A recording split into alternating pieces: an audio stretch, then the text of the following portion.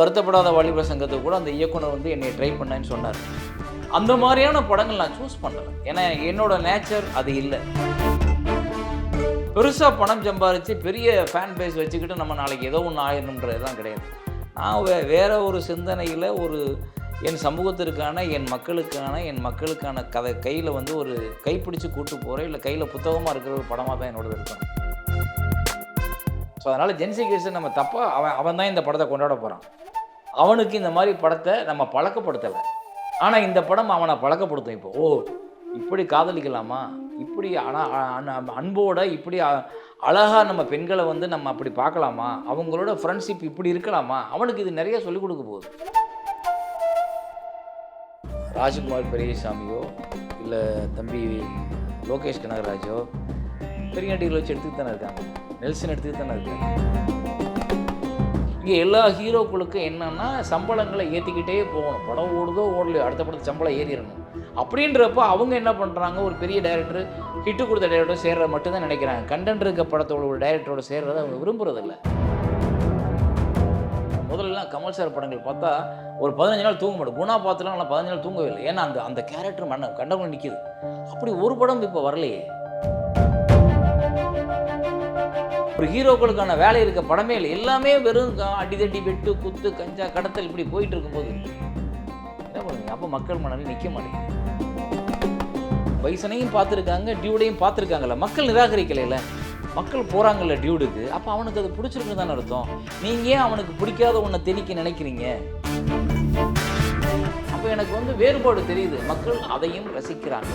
அதையே கொஞ்சம் கலந்து கொஞ்சம் அடல்ட் ஜோக்ஸோட டபுள் மீனிங்கோட அதை பேசும்போது அதையும் கைதட்டி சிரித்து சந்தோஷமாக பார்த்தவங்க தானே இவங்க. தந்தி டிவி நேயர்களுக்கு வணக்கம். எவர் கிரீன் கிளாசிக் திரைப்படமான ஆட்டோகிராஃப் மீண்டும் ரீரிலீஸ் செய்யப்படுகிறது 21 வருடங்களுக்கு பிறகு. இது குறித்து பல்வேறு விஷயங்கள் நம்ம இடையே இயக்குனர் சேரன் மனம் திறந்து பேச இருக்கிறார். அவரிடம் நிறைய கேள்விகள் இருக்குது, வாங்க கேட்கலாம். சார் வணக்கம். வணக்கம் சார். காலம் போனதே தெரியாத மாதிரி டக்குன்னு ஓடிடுச்சு. 21 வருஷம் கழிச்சு எப்படி ஃபீல் பண்ணுறீங்க? 21 வருஷம் ஓடிடுச்சுன்னு ஒரு பக்கம் கவலையாக இருந்தாலும், இன்னும் நம்ம திரையுலகத்தில் ஒரு படம் பண்ணுற இடத்துல இருக்கிறோம். நம்மளை பற்றி, நம்மளுடைய படைப்புகள் பற்றி மற்றவர்கள் பேசுகிற இடத்துல இருக்கிறன்ற ஒரு சந்தோஷம் இருக்குது. ஆட்டோகிராஃப்ன்றது எப்போவுமே முன்னாடிலாம் வந்து அந்த புக்கில் கையெழுத்து வாங்குறது, ஒரு பிரபலங்கள்கிட்ட கையெழுத்து வாங்குறது.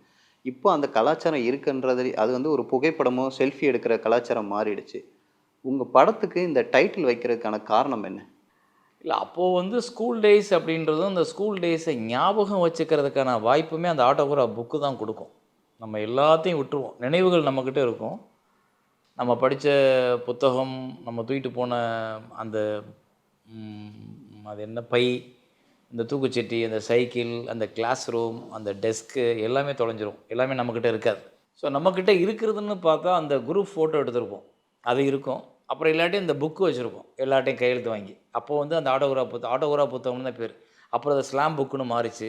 அப்புறம் அப்படி ஒவ்வொன்றுக்கும் ஒவ்வொரு காலகட்டத்துலேயும் அதோட பேர்கள் மாறிக்கிட்டே வந்தது. நம்ம வந்து முதல்ல மாப்பிள்ளைன்னு கூப்பிட்ருப்போம், அப்புறம் மச்சான்னு கூப்பிட்ருப்போம், அப்புறம் டியூன்னு கூப்பிட்ருப்போம், அப்புறம் என்ன பங்காளின்னு கூப்பிட்ருப்போம். நம்ம பழகிற நாட்கள்லேயே ஒன்று ஒரு மாற்றம் வந்துக்கிட்டே இருக்கும் நம்மளோட ஃப்ரெண்ட்ஸை கூப்பிட்றதுலையே. இன்றைக்கி வந்து எவ்வளோ வேறு செயல்கள் பயன்படுத்த மாதிரி இப்போ செல்ஃபி. இந்த செல்ஃபியே நாளைக்கு வந்து பழசாயிரும். ஸோ அதனால் கால மாற்றத்துக்கு ஏற்ற மாதிரி பெயர்கள் மாறிக்கிட்டே இருக்கும். அப்படி அன்னைக்கு வந்து எனக்கு ஆட்டோகிராஃப்ன்ற பெயர் வந்து அந்த எல்லாருக்கும் நினைவு வரணும் அப்படின்னா அந்த ஆட்டோகிராஃப் புத்தகம் தான் கையில் எனக்கு பட்டுச்சு.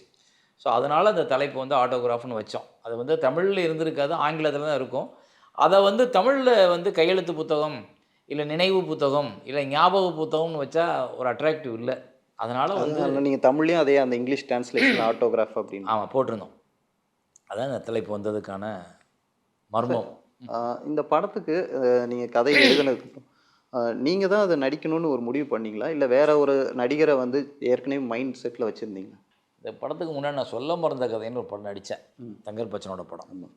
ஆக்சுவலி சொல்ல மறந்த கதை பாண்டவர் பூமிக்கு முன்னாடியே ஆரம்பித்த படம் தான் ஆட்டோகிராஃப். பாண்டவர் பூமியில் தங்கர் பச்சன் கேமராமேன். ஸோ பாண்டவர் பூமிக்கு முன்னாடி ஆட்டோகிராஃப் ஆரம்பித்து ஒரு நடிகருக்கு அட்வான்ஸும் கொடுத்துட்டு அவர் ஒரு திரைப்படம் முடிச்சுட்டு வர்றதுக்குள்ளே நம்ம பாண்டவர் பூமி போயிட்டு வரணும்னு அதுக்கு போனோம். அப்போ தான் அவர் அழகி கதையை என்கிட்ட சொன்னார். யார்? தங்கர் பச்சன். அப்பாவிட்ட நான் சொன்னேன், நான் ஒரு படம் ஆட்டோகிராஃபர் எடுக்க போகிறேன், அதுவும் காதலோட நினைவுகள் சம்மந்தப்பட்டதுன்னு சொன்ன உடனே, பாண்டவர் பூமி முடிஞ்ச உடனே தங்கர் பச்சன் போய் அழகி எடுத்துட்டார். அழகி எடுத்து முடிச்சதுக்கப்புறம் நான் சொல்ல வந்த கதையை என்னைய வச்சு எடுக்கிறார். அழகியும் முடித்து சொல்ல வந்த கதையும் முடிக்கிற வரைக்கும் நான் வெயிட் பண்ணுறேன் ஆட்டோகிராஃபோட கதாநாயகர்களுக்காக. அதாவது பாண்டவர் பூமி முடித்ததுக்கப்புறம் ஒரு நடிகரை புக் பண்ணியிருந்தேன்ல, அவர் பண்ண மாட்டேன்னு சொல்லிட்டாரு. அவருக்கு ஒரு பெரிய படம் வந்து பெரிய ஹிட் ஆயிடுச்சு. ஹிட் ஆனவுடனே நான் அந்த மாதிரி ரசிகர்கள் என்னோடய படத்தை அப்படி தான் எதிர்பார்க்குறாங்க, நான் இந்த மாதிரி சாஃப்ட் நேச்சர் படம் பண்ண மாட்டேன்னு சொல்லிட்டாரு. அப்புறம் வேறு வேறு நடிகர்கள் ட்ரை பண்ணிட்டே இருக்கேன். ட்ரை பண்ணிட்டே இருக்கிறது கிட்டத்தட்ட ஒரு 11 நடிகர்கள் இருக்காங்க அந்த லிஸ்ட்டில். சில பேரால் கெஸ் பண்ண முடியல இந்த படத்தை, சில பேரால் தேதிகள் கொடுக்க முடியாது, ஒரு வருஷம் கண்டினியூவா அப்படின்ட்டாங்க.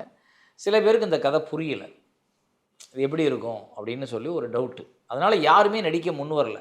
இந்த 11 நடிகர்களை பார்த்துக்கிட்டு இருக்க காலகட்டத்தில் அழகி எடுத்து அவர் ரிலீஸ் பண்ணி முடிச்சிட்டார். யார்? தங்கர். அப்போ அவர் கூப்பிடுறாரு வந்து, இந்த மாதிரி நீ என்னோடய படத்தில் நடி, அடுத்த படத்தில் அப்படின்னு. அப்போ நான் நடிக்க விருப்பம் இல்லை. ஆனால் ஒரு கட்டாயத்தின் பேர்லையும் அந்த கதை ரொம்ப பிரமாதமாக இருந்ததின் பேர்லையும் நடிக்கிறேன். நடித்து முடித்ததுக்கு அப்புறமும் நான் 2 பேரை ட்ரை பண்ணுறேன், வேறு நடிகர்களை ஆட்டோகிராஃப்காக. யாருமே வரலன்றப்போ அப்போ எனக்கு ஒரு பலம் வந்தது. சரி, சொல்ல வந்த கதையை பார்த்துருக்காங்கல்ல, நம்மளை வந்து எல்லாருக்கும் பிடிச்சிருக்குல்ல, நம்மளே ஏன் நடிச்சிடக்கூடாது அப்படின்னு அப்படி நடிக்க வந்தது தான் ஆட்டோகிராஃப். இல்லை, அந்த படம் ரிலீஸ்க்கு போது உங்களையே சொல்லியிருப்பாங்களே கதையின் நாயகனாக நீங்கள் இருக்கீங்கன்றது எது தெரிஞ்சது. அப்போ நீங்கள் அடுத்தடுத்து நீங்கள் ஒரு நடிகனாக நம்ம கண்டினியூ பண்ணலான்ற ஒரு யோசனை இருந்துச்சா, இல்லை நமக்கு வந்து இயக்குனராக தான் நான் போகணுன்ற மாதிரி? நிஜமாக ஆட்டோகிராஃப் படத்தில் வேறு யாராவது நடித்து அந்த படத்தை எடுத்திருந்தேன்னா எனக்கு நடிக்கிற ஆசை கண்டினியூ ஆகிருக்காது. சொல்ல மறந்த கதையை முடிச்சுட்டு நடிக்கணும்னு நான் நினச்சிருந்தேன்னா மற்ற ஆர்டிஸ்ட்டை போய் கேட்டிருக்க மாட்டேன். அதுக்கப்புறம் கூட நான் கேட்டவங்க தான் நிறைய பேர், சூர்யா, ஸ்ரீகாந்த், ஷியாம், அவங்கெல்லாம். பட் அவங்கெல்லாம் நடிக்கலைன்றப்ப தான், அப்போ தான் எனக்கு ஒரு வேறு வழி இல்லையே, நான் சர்வைவ் பண்ணணும், நான் வாழணும், நான் ஓடணும், என்னோடய படைப்புகள் வரணுன்றப்போ சரி ஓகே நம்ம எடுத்து பார்ப்போம் அந்த ரிஸ்க்கை அப்படின்னு எடுத்தது தான் அது.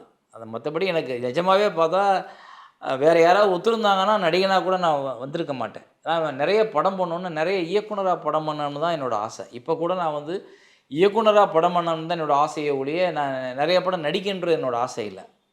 அதுக்கப்புறம் நான் வந்து சூஸியாக தான் படங்கள் பண்ணேன். வந்த எல்லா படத்தையும் நான் நடிச்சிருந்தேன்னா நான் இப்போ இன்றைக்கி சிவகார்த்திகேயனுக்கு வர்ற படங்கள் பூரா எனக்கு வந்திருக்கும். ஏன்னா அன்றைக்கி இப்போ ஆட்டோகிராஃப் முடிஞ்ச உடனே ஒரு பெரிய மாஸ் இருந்துச்சு, பயங்கர மாஸ். அந்த மாஸில் வந்து எல்லோரும் வந்து எனக்கு ஒரு கமர்ஷியல் படங்கள்லாம் சொன்னாங்க. ஈவன் வருத்தப்படாத வாலிபர் சங்கத்துக்கு கூட அந்த இயக்குனர் வந்து என்னை ட்ரை பண்ணேன்னு சொன்னார். அந்த மாதிரியான படங்கள் நான் சூஸ் பண்ணலை. ஏன்னா என்னோடய நேச்சர் அது இல்லை, என்னோடய நோக்கமும் அது இல்லை. சினிமாவில் எனக்கு ஒரு பெரிய ஹீரோ ஆகணுன்ற ஆசையும் இல்லை.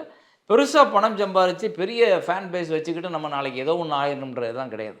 நான் வேறு ஒரு சிந்தனையில் ஒரு என் சமூகத்திற்கான, என் மக்களுக்கான கதை கையில் வந்து ஒரு கைப்பிடிச்சு கூட்டு போகிறேன், இல்லை கையில் புத்தகமாக இருக்கிற ஒரு படமாக தான் என்னோடது இருக்கணும். அதனால் நான் வந்து அந்த மாதிரி படங்களை சூஸ் பண்ணாமல் மக்களோட வாழ்வியலில் ஒத்து போகிற படங்களை நடிகனாகவும் அப்படி தான் சூஸ் பண்ணேன். நான் பண்ண பிரிவும் சந்திப்போம், ராமன் தேடி சீதை, இல்லை யுத்தம் செய், எல்லாருமே அதுக்குள்ளே தான் இருக்கும். ஸோ அதனால் நான் வந்து நடிக்கணுன்றது என்னோடய பெரிய ஆசை கிடையாது. சார், அந்த படம் எடுக்கும்போது எவ்வளோ சவாலாக இருந்தது சார்? ஏன்னா இப்போ அந்த படத்தோட லென்த் பார்த்தீங்கன்னா ஒரு 3 ஹவர்ஸ் இருக்கும்ல சார் படத்தோட இது. அப்போது நினச்சிங்கன்னா ரொம்ப 3 ஹவர்ஸ்ன்றது அது ஆடியன்ஸ் அக்செப்ட் பண்ணிப்பான்னு ஒரு கணிப்பு இருந்துச்சா, இல்லை அந்த படத்தை வந்து ஏற்கனவே ஒரு ஸ்பெஷல் ஸ்க்ரீனிங் மாதிரி போட்டு காமிச்சதுக்கு அந்த மக்கள் ஓகே சொன்னதுக்கப்புறம் திரையிட்டீங்க? அதெல்லாம் கிடையாது. அன்னைக்கு வந்து 2 hours 45 minutes, 2 hours 30 minutes, 2 hour 45 minutes வரைக்கும் படங்கள் வரும். இப்போ இன்றைக்கி தான் அந்த காலகட்டம் ரொம்ப குறைஞ்சிருச்சு. இன்றைக்கி இருக்க ஜென்ரேஷனுக்கு இதை பார்க்கும்போது ஆச்சரியமாக இருக்கும். அப்புறம் எப்படிடா 3 மணி நேரம் உட்காந்து பார்க்குறேன்ற ஒரு பெரிய கேள்வி இப்போ வரும். ஆனால் இப்போ நான் அதை குறைச்சிருக்கேன். அதனால தான் இப்போ நான் என்ன பண்ணேன், மக்களோட நேரம் கருதி நான் அதை குறைச்சி இப்போ 2.5 மணி நேரம் தான் படம் வருது. அந்த 20 நிமிஷம் 30 நிமிஷம் படம் இல்லை, அது தூக்கியாச்சு. ஆனால் அன்னைக்கு அந்த கதைக்கு 3 மணி நேரம் தேவைப்பட்டது. அந்த 3 மணி நேரம் பார்ப்பாங்கன்ற நம்பிக்கை எனக்கு ஸ்கிரிப்ட் வைஸாக இருந்ததுனால நான் அதை போல்டாக வெளியிட்டேன். இப்போ உள்ள பாடல்கள் பார்த்தீங்கன்னா எல்லாமே ஒரு மாதிரி ஃபாஸ்ட் பீட் நம்பர்ஸாக வருது. பாடல்களோட வரிகளே புரியறதுக்கே இதுவாக இருக்குது. அது ஒரு மாதிரி ஜென்சி கிட்ஸ் 2K கிட்ஸ்க்கான இருக்குது. ஜென்சி கிட்ஸ் 2K கிட்ஸுக்கான படங்களாக தான் இப்போ உள்ள இயக்குனர்கள் கொண்டு வராங்க. நீங்கள் படம் உண்மை எல்லாமே ஒரு மாதிரி மெலோடியஸாக போகுது. அந்த பாடல்கள் இப்போ உள்ளதுக்கு அது வந்து இப்போ இந்த உள்ள ஜென்ரேஷனுக்கு அதை வந்து அக்செப்ட் பண்ணிப்பாங்கன்னு நினைக்கிறீங்களா? பாடல் கேட்குறவங்களோட காதை பொறுத்து நீங்கள் எந்த மாதிரியான கதாபாத்திரம் அப்படின்றது வந்து அவங்களுக்கு தெரிஞ்சிடும். அவங்க யாருன்னு அவங்க புரிஞ்சுக்குவாங்க. இன்னொன்று இன்னைக்கு மெலோடியான பாடல்கள் நிறைய ஹிட் ஆகிருக்கேன். இப்போ மாரி செல்வராஜர் படத்தில் உள்ள பாடல்கள்லாம் மெலோடியான அழகான பாடல்கள்லாம் ஹிட் ஆகிருக்கேன். எல்லா படங்கள்லையுமே நீங்கள் ஃபாஸ்ட்டு பீட்டு ஃபாஸ்ட்டு சாங்குன்றது பெரிய ஹீரோக்கள் படங்களில் மட்டும்தான் பார்க்குறீங்க. இன்றைக்கி சாதாரணமாக வந்து சின்ன சின்ன படங்களில் நல்ல நல்ல மியூசிக் டைரக்டர்ஸ்லாம் நல்ல நல்ல பாட்டெலாம் போட்டிருக்காங்க. அதாவது பாடல் அவங்க ரசிப்பாங்களா மாட்டாங்களான்றலாம் கிடையாது. அது அவனுக்கு பிக்சரைசிங் வைஸாக பிடிச்சிருக்கா, அவனை கண் நகற்ற விடாமல் இருக்கா, அவன் காதுக்கு புரிகிற மாதிரி இனிமையாக இருக்கா அப்படின்றது தான் இன்றைக்கி உள்ள எல்லாரோட பிரச்சனை, எல்லாரோட மனநிலை. எல்லாருமே வந்து எல்லா நாளும் ஃபாஸ்ட்டாக கேட்க மாட்டாங்க. கொஞ்ச நாள் ஏய் கச்சன்னு சத்தம் போட்டுட்டீங்க அதை ஆஃப் பண்ணுறா அப்படிம்போம். நீங்கள் உங்கள் மனநிலை தான் உங்கள் பாட்டை கேட்க வைக்கிறதுக்கு அடையாளம். அதனால் இங்கே எல்லாருமே சந்தோஷமாக மட்டுமே இல்லை காரில் 8 10ன்னு வச்சு ஸ்பீக்கரில் அடித்து அலறிக்கிட்டு போகிற கூட்டமே கிடையாது. அழகான கூட்டமும் இருக்குது. அமைதியாக வாழ்க்கையை பார்க்கணுன்னு இருக்காங்க. நீங்கள் சொல்கிற 2K கிட்ஸு ஜென்சி கிட்ஸ் எல்லாம் கூட நல்ல வாழ்க்கையை நல்ல விஷயத்தை உருவாக்கி அமைச்சுக்கணுன்னு இருக்கவங்க நிறைய பேர் இருக்குது. அவங்களுக்கெல்லாம் ஆட்டோகிராஃப் பிடிக்கும். நம்ம வந்து அந்த ஜென்சி கிட்ஸை தப்பாக பார்க்குறோம். அது இல்லை, அவங்க எல்லோரும் அப்படி கேட்குறது இல்லை. சில பேருக்கு அந்த மாதிரி டேஸ்ட் இருக்குது. அது தப்பும் கிடையாது. அது அவனோட டேஸ்ட். அது அவனாகவே தான் நீங்கள் பார்க்கணும். அவனை போய் நீங்கள் மாற சொல்லக்கூடாது. அவனும் ஒரு டயத்தில் இந்த மாதிரி ஒரு பாட்டு கேட்க விரும்புவான், நான் நம்புகிறேன். ஸோ அதனால் ஜென்சி கிட்ஸை நம்ம தப்பாக அவன் தான் இந்த படத்தை கொண்டாட போகிறான். அவனுக்கு இந்த மாதிரி படத்தை நம்ம பழக்கப்படுத்தலை. ஆனால் இந்த படம் அவனை பழக்கப்படுத்தும். இப்போ இப்படி காதலிக்கலாமா, இப்படி ஆனால் அன்போட இப்படி அழகாக நம்ம பெண்களை வந்து நம்ம அப்படி பார்க்கலாமா, அவங்களோட ஃப்ரெண்ட்ஷிப் இப்படி இருக்கலாமா, அவனுக்கு இது நிறைய சொல்லிக் கொடுக்க போகுது. ஜென்சி கிட்ஸுக்கு இன்றைக்கி ஒரு தடுமாற்றம் இருக்குது. எதை சூஸ் பண்ணுறதுன்னு தெரியல அவனுக்கு. நிறைய ஆப்ஷன் இருக்குது அவனுக்கு. அதனால் அங்கே ஏதோ கன்ஃபியூஸ் ஆகிறான். அவனுக்கெல்லாம் இது ஒரு நல்ல ஒரு ஃப்ரெண்டாக ஒரு படமாகும் ஆட்டோகிராஃப். அவனுக்கான ஃப்ரெண்ட்லியான படம் தான் ஆட்டோகிராஃப். அவன் தான் கொண்டாட போகிறான் பாருங்கள். உங்கள் படத்தில் நான் கேள்விப்பட்டேன் 3 ஒளிப்பதிவாளர் பணியாற்றினாங்க அப்படின்ட்டு. 4 பேர். இது எதனால் அந்த முடிவு சார்? இல்லை, இது எதனாலன்னா முதல் ஒளிப்பதிவாளர் வந்து விஜய் மில்டன்.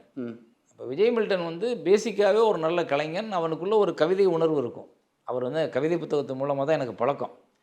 ஆனால் அவர் வந்ததுக்கப்புறம் பணியாற்றும் பொழுது இப்போ ஒரு கேமராமேனுக்குன்னு ஒரு பார்வை இருக்குது, ஒரு டைரக்டருக்குன்னு ஒரு பார்வை இருக்கும். எனக்கு இது வேணும் அப்படின்னு நம்ம கேட்போம். அவர் வைக்கிற ஒரு ஃப்ரேம் வந்து அவருக்கு அழகாக தெரியும். ஆனால் அதை மாற்றி வைக்கக்கூடிய ரைட்ஸ் வந்து ஒரு இயக்குனருக்கு இருக்குது. அதை நான் மாற்றி வைப்பேன். அப்போ எனக்கு அவருக்கும் இன்றைக்கி வரைக்கும் எனக்கு ஃப்ரெண்டு. நான் தான் அவரை டைரக்டர் ஆக்கியிருக்கேன் முதல் படத்தில். எல்லாமே இன்றைக்கி அங்கே பேசிகிட்டு இருப்போம். ஆனால் கருத்து வேறு, ஃப்ரெண்ட்ஸ் வேறு. அப்போ இந்த கருத்து வரும்பொழுது மில்டன் இது எனக்கு சரியாக வரல, எனக்கு எங்கேயோ நான் பிரேக் ஆகுறேன், நேரமும் வேஸ்ட் ஆகுது, அப்புறம் உங்களுடைய மனநிலையும் பாதிக்கப்படுது. அப்போ அதனால் நம்ம இது வேறு ஒன்று பண்ணிக்கலாமா அப்படின்றப்போ அப்போ தான் நான் வந்து என்ன பண்ணேன், இது வந்து விஜய் மில்டனை தூக்கிட்டோம் அப்படின்னு சொன்னால் அது அவருடைய வேலை பாதிக்கப்படும், அவருடைய தொழில் பாதிக்கப்படும். ஏன்னா சேரன் படத்தை வந்து விஜய் மில்டனை ஏன் நீக்குனாங்க அப்படின்ற கேள்வியே இங்கே நிறைய பேருக்கு அவரை கன்சிடர் பண்ணுறதுக்கான விஷயம் இருக்காது. அப்போ அதனால் நான் என்ன பண்ணேன், ஒருத்தர் பாதிக்கப்படக்கூடாது அப்படின்றதுக்காக இந்த படத்தில் 4 பருவநிலை இருக்குது. இந்த 4க்கு 4 கேமராமேன் பயன்படுத்தணும்னு சொன்னோம்னா யுத்தியாவும் புதுசாக இருக்கும், அவரும் பாதிக்கப்பட மாட்டார். அதனால் வந்து அதுக்கப்புறம் தேடினவங்க தான் ரவிவர்மன், துவாரகநாத், சங்கி மகேந்திரா. சங்கி மகேந்திரா வந்து பாலு மகேந்திராஸோட பையன், துவாரகநாத் வந்து பிசியோட அசிஸ்டண்ட், ரவிவர்மன் வந்து ரவிகே சந்திரனோட அசிஸ்டண்ட். இப்படி 4 பேரை சூஸ் பண்ணி 3 பேரை சூஸ் பண்ணி அதுக்கப்புறம் ஒவ்வொரு போர்ஷனுக்கும் ஒவ்வொருத்தரும் எடுக்க வச்சேன். அது இந்த ப்ரெஸ் மீட் ரிலீஸ் ஆகிற வரைக்கும் இந்த விஷயம் யாருக்குமே தெரியாது. கட்டுப்பாடாக நானும் சொல்லலை, அவரும் சொல்லலை. அன்னைக்கு அவர் இதை உளறிட்டார், அவர் அதை சொல்கிறேன்னு சொல்லிட்டார். அதனால் இப்போ நான் சொல்கிறேன். ஸோ இது ஒருத்தரை நம்ம வந்து ஒரு தொழிலிருந்து எடுக்கும்போதோ நீக்கும் போதோ அவங்க லைஃப் பற்றியும் கொஞ்சம் நம்ம யோசிக்கணும். அதை யோசிக்கலாம், நம்ம ரொம்ப மெக்கானிக்கலான ரொம்ப செல்ஃபிஷான மனுஷனாக ஆயிடுவோம். சார் நீங்கள் அப்போ நடித்த படங்கள் சில படங்கள் கொண்டாடப்படாமல் விட்டுருக்கலாம். ஆனால் இப்போ சமீபத்தில் நிறைய படங்கள் உங்களோட காட்சிகள் வந்து இன்ஸ்டாகிராமில் ரீல்ஸாக பயங்கரமாக போயிட்டுருக்கு. ஒரு ராதா ரவி ஸ்பீச்லாம், ஒரு படம் மாயக்கண்ணாடி ஸ்பீச்லாம் அது பயங்கரமாக இது போகுது. சில கெட்டப்பு நீங்கள் ஒரு மாதிரி அதான் சொல்கிறேன். இதை எப்படி பார்க்குறீங்க சார்? ஒருவேளை சோஷியல் மீடியா வருகையினால் இந்த இது வெளிக்கொண்டது, அந்த சமயத்தில் அது இல்லாதனால அப்படி இல்லை. என்னோடய திரைப்படத்தில் தோல்வின்றது கிடையாது. அது ஓடாமல் போயிருக்கலாம், பார்க்காம போயிருக்கலாம். ஆனால் அந்த படம் நல்லா இல்லைன்ற பேர் வரல. யாருமே வந்து இப்போ ஒரு படம் ஓடலை அப்படின்னா அந்த படம் நல்லா இல்லைங்க அப்படின்னா தானே ஓடாமல் போகணும். ஆனால் அந்த படம் நல்லா இருந்துச்சுங்க ஏன் ஓடலை அப்படின்னு ஒரு கேள்வி இருக்குல்ல. அதுதான் என்னென்னா கால மாற்றத்திற்கான பிரச்சனை. ஒரு ஜென்ரேஷன்லேருந்து இன்னொரு ஜென்ரேஷனுக்கு ஒரு டேஸ்ட் மாறும் பொழுது சில நேரங்களில் அந்த அயற்சியும் அந்த தேக்கமும் உருவாகும். அந்த தேக்கத்தில் மாட்டின படங்கள் தான் மாய கண்ணாடி, திருமணம் வரைக்கும். அது என்ன காரணம்னா, அவங்களுக்கு ஒரு ஃபாஸ்ட் பீட் இப்போ நீங்க சொன்னீங்கல்ல, ஒரு ஒரு மூட் சேஞ்ச் ஆச்சு. ஒரு மனநிலை சேஞ்ச் ஆச்சு. ஒரு படத்தோட பிரதிபலிப்பு வெற்றி மாறுச்சு. அப்ப அந்த நேரத்தில புது வருகை, புது இயக்குனர்கள், புது நடிகர்கள் அப்படி ஒரு ஒரு ஒரு அலை வரும். அதில இதெல்லாம் காணாம போயிரும். அப்புறம் நாள் கடந்து பார்க்கும்போதுல்ல, மறுபடியும் அந்த பழசுல எங்கேயோ ஒண்ணு மிஸ் பண்ணத தூக்கி பார்ப்போம்ல. ஐயோ! இந்த புக்க நான் படிக்காம விட்டேனே அப்படிங்கும்போது இந்த புக்க படிப்போம். சார், சமீபத்தில உங்களோட நரிவேட்டை படம் வந்து வெளியாகும்போது, வேற மாரி ஒரு தோற்றத்தில உங்கள பார்த்தாங்க. அதற்கு பிறகு இந்த மாரி ஷேட்ஸ்ல நீங்க நடிப்பீங்களான்னு ஒரு எதிர்பார்ப்பு இருக்கு. அதற்கான பயணம் எந்த அளவுக்கு இருக்கு சார்? எதையுமே நான் முடிவு பண்ணி, நான் இப்படி தான் போகணும்னு டிசைன் பண்ணிலாம் யாரும் போ முடியாது. மலையாள படம் நடிக்கிறதுக்கு எனக்கு வாய்ப்பே வரல. சடனா ஒரு வாய்ப்பு வருது. பண்ணலாமா வேணாமான்றப்ப யாரு டைரக்டர்ன்னு கேட்குறேன். அனுராஜ் மனோகர் அப்படின்றாங்க. என்ன படம் பண்ணியிருக்காருன்னா இஸ்க். இஸ்க் வந்து எனக்கு ரொம்ப பிடிச்ச படம். அந்த படம் பார்த்தீங்கன்னா ரொம்ப ஒரு ஒரு ஒரு 3 நாள்ல வந்து எனக்கு ரொம்ப டிஸ்டர்ப் ஆச்சு அந்த படம். எப்படி ஒரு 3 கேரக்டர் வச்சுக்கிட்டு, ஒரு படம் முழுக்க இவ்வளோ அழகான ஒரு டெம்ப்டேஷன் கொண்டாந்து, அப்புறம் அது ஒரு ஒரு ஈஸியா ஒரு இயக்குனர் செய்யாத ஒரு ஸ்க்ரீன் பிளே. அது ரொம்ப அழகா இருந்துச்சு. அது எனக்கு புடிச்சதுனால, அப்போ இந்த டைரக்டரோட போனோம்னா, ஒரு நல்ல ஒரு வேற ஒரு என்வைரன்மென்ட், ஒரு ஒரு எக்ஸ்பீரியன்ஸ் கிடைக்கும் அப்படின்னு நான் போனேன். அந்த எக்ஸ்பீரியன்ஸ் கிடைக்கணும்னு போனது தான் என்னோட முதல் நோக்கம். ஆனா, எனக்கு கதாபாத்திரமா சரியா அமைஞ்சதுனாலயும், அதற்கான சம்பளமா அவங்க எனக்கு சரியான சம்பளம் குடுத்ததுனாலயும், எனக்கு அது இன்னும் கொஞ்சம் கூடுதல் லாபம் வந்தது. சார், நீங்க 2 ஒரு பெரிய பெரிய நடிகர்களை வைத்து படம் இயக்குவதா இருந்துச்சு. அதற்கு பிறகு அந்த படங்கள் கைவிடப்பட்டதா இருந்தது. ஒரு பெரிய நடிகர்களை வைத்து இயக்குவது வந்து ஒரு பெரிய சவாலா இருக்கா? ஏன்னா, அவங்களுக்கான கால் ஷீட்டு, மேபி அவங்களுக்கு நெறைய படம் கமிட்மெண்ட்ஸ் இருக்குன்றதுனால. அப்படி கிடையாது. இப்ப ராஜ்குமார் பெரியசாமியோ, இல்ல தம்பி லோகேஷ் கனகராஜோ, பெரிய நடிகர்கள வச்சு எடுத்துக்கிட்டு தானே இருக்காங்க. நெல்சன் எடுத்துக்கிட்டு தானே இருக்காரு. அப்ப அவங்களுக்கு பெரிய நடிகர்களை வைத்து எடுக்கிறதுக்கான சூழலும், அந்த நேரமும், அந்த கதை பண்ற விஷயமும், அவங்க குடுக்குற நேரமும் அது ஒத்துப்போகுது. அவங்களுக்கான சம்பளம் எல்லாமே இருக்கு அதுக்குள்ள. அவங்களுக்கும் நடிகர்களுக்கும் அவங்க மேல ஒரு நம்பிக்கை வருது. ஒரு பெரிய படங்கள கமர்ஷியல் ரீதியா ஒரு பெரிய ஹிட் குடுத்துருவாங்க அப்படின்னு. ஸோ, இப்ப என்னோட படங்கள் நான் ஒரு ஹீரோ கிட்ட போறதுனால, ஒரு பெரிய கமர்ஷியல் படங்கள நான் மாத்திட்டேன்னு வச்சுக்கங்களேன், நான் காணாம போயிருவேன்.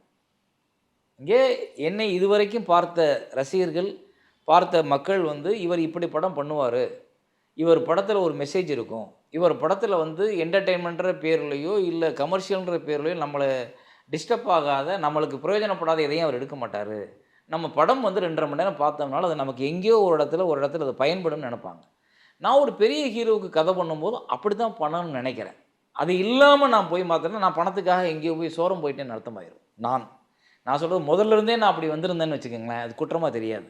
நான் முதல்ல இருந்து பிடிவாதமா இப்படி படங்கள் தான் எடுப்பேன்னு சொல்லிட்டு, இப்ப சடனா போய் ஒரு ஹீரோவுக்கு அவரு சொல்ற மாரி, அவரு கேட்கிற மாரி படத்த நான் பண்ணிட்டேன்னா, அது சேரன் படமா இருக்காது. 2வது நான் என்னைய தொலைச்சதாயிரும். அதனால நான் என்ன பண்றேன், ஒரு ஹீரோக்குள்ள 2 பேரோட பேசுறேன். படம் பண்ணலாம்னு சொல்றாங்க. அவங்களா தான் மதிச்சு கூப்பிடுறாங்க.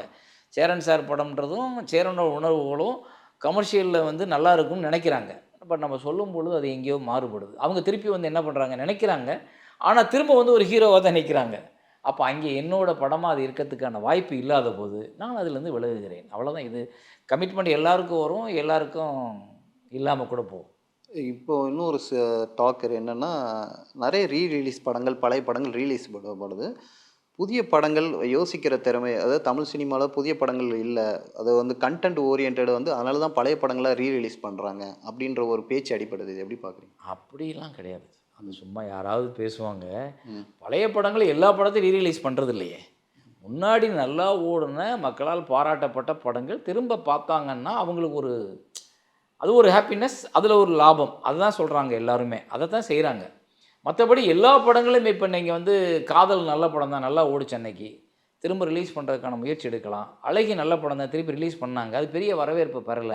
அப்படி எல்லாத்துக்கும் ஒரே மாரி கணக்கு போட்டுறக்கூடாது. அப்புறம் புது கன்டென்ட் வரல, இங்க கன்டென்ட் கிரியேட் பண்றதுக்கு கிரியேட்டர்ஸ் இல்லைன்றது கிடையாது. அந்த கிரியேட்டர்ஸ இவங்க கண்டுபிடிக்கல.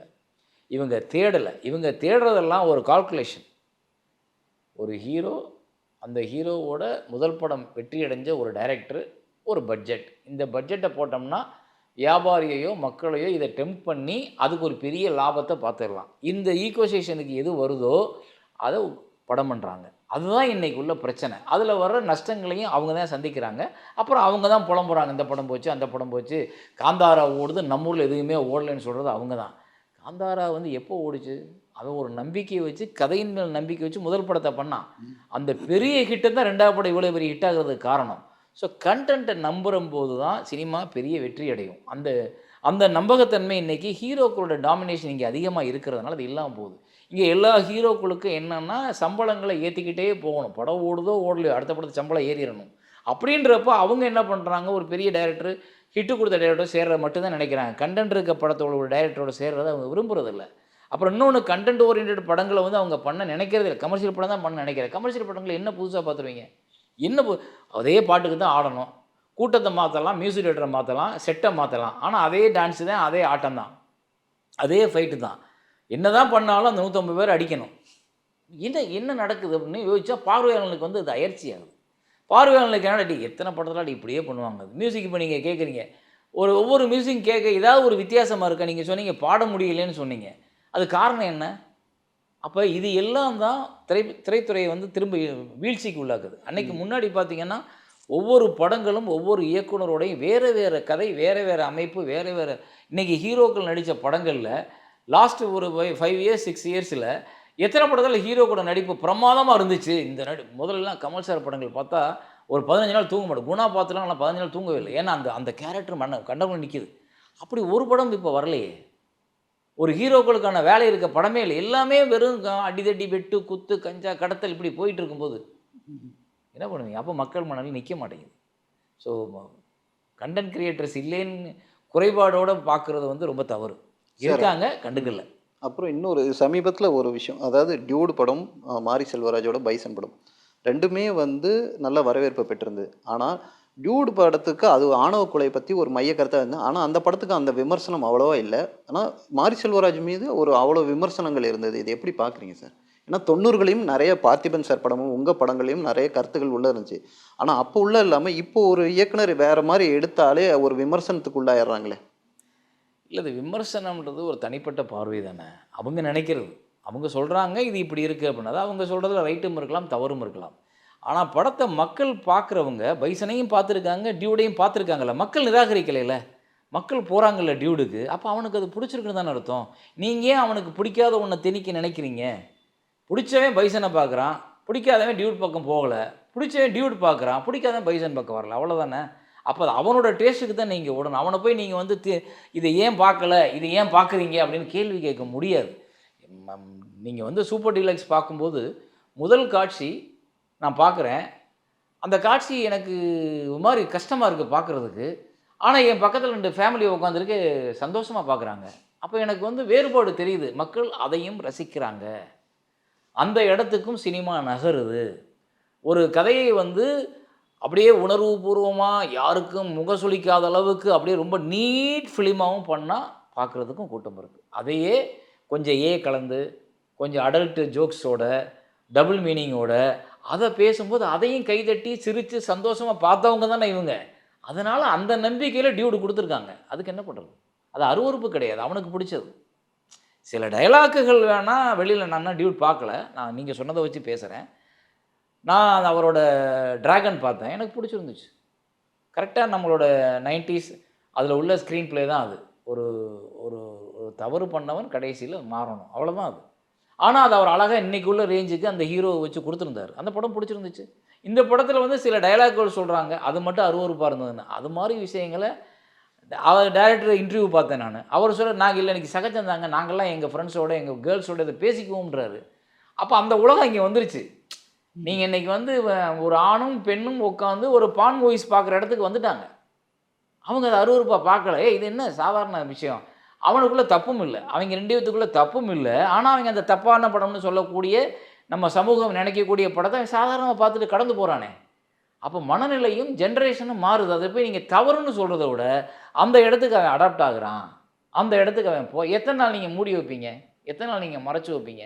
அன்றைக்கி விஞ்ஞானம் இல்லை, நீங்கள் மூடி வரைச்சிங்க, கதவை மூடினீங்க, லைட் ஆஃப் பண்ணீங்க, எல்லாம் பண்ணீங்க. இன்றைக்கி விஞ்ஞானம் என்ன பண்ணிச்சு? உங்கள் வீட்டுக்குள்ளே உங்கள் பேரண்ட்ஸ் பக்கத்தில் படுத்துருக்க பொண்ணு அவள் பக்கத்தில் ஃபோனை வச்சு காதலுக்கு மெசேஜ் பண்ணுற இடத்துக்கோ, பையன் அப்பாவுக்கு தெரியாமல் அம்மாவுக்கு தெரியாமல் உள்ளே உட்காந்து பாத்ரூமில் உட்காந்து ஃபோன் பேசுகிற இடத்துக்கு வந்துருச்சு. ஸோ எதை மறைப்பீங்க நீங்கள்? அப்போ நீங்கள் அந்த துள்ளுவதோ இளமை வரும்பொழுது இதே விமர்சனம் வந்துச்சுல, செல்வராகவன் மேலேயும், கஸ்தூராஜ் சார் மேலேயும், தனுஷ் மேலேயும். ஆனால் அந்த படம் ஓடிச்சு. அப்புறம் நீங்கள் அவரை தானே ஹீரோவை ஏற்றுக்கிட்டீங்க. அந்த டைரக்டர் தானே நீங்கள் இன்றைக்கி என்ன பெரிய படங்கள் பண்ணுறான்னு புகழ்றீங்க. அப்போ நீங்கள் அன்னைக்கு உள்ள உங்களோட குழப்பம் தான் அந்த விமர்சனங்களுக்கு காரணம்.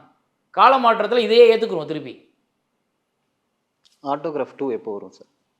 காலகட்டம் தெரியும், எனக்கு தெரியல. அது எப்போ வரும்னு எனக்கே தெரியாது. அப்படி ஒரு பிளான் இருக்குது, ஆனால் அதுக்கான சூழல் அமையலை இன்னும். சார், இவ்வளோ நேரம் எங்கள் கூட டைம் ஸ்பெண்ட் பண்ணி நிறைய விஷயங்கள் ஆட்டோகிராஃபை பற்றி, உங்கள் திரைப்பயணத்தை பற்றி சொன்னதுக்கு நன்றி. சினிமா உலகை ஃப்ரேம் பை ஃப்ரேம் படம் பிடித்து காட்டும் தந்தி டிவி சினிமா சேனலை இப்பவே சப்ஸ்கிரைப் பண்ணுங்க.